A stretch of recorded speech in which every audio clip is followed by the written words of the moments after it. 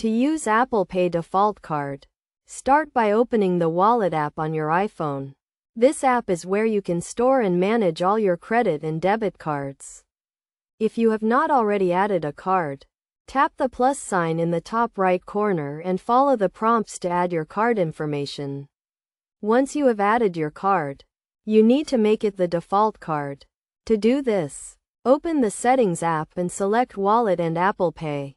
Then, select Default Card and choose the card you want to use as your default.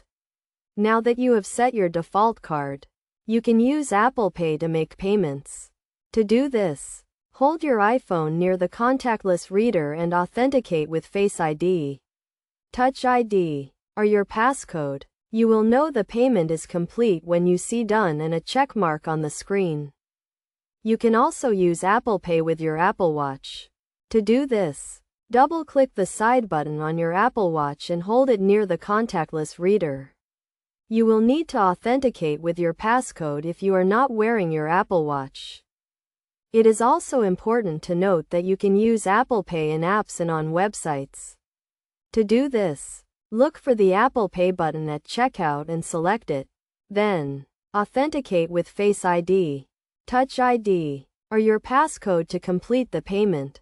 To get the most out of Apple Pay, make sure your iPhone or Apple Watch is running the latest software and that you have the latest version of the Wallet app.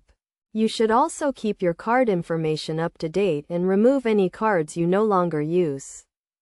Overall, using Apple Pay default card is a convenient and secure way to make payments.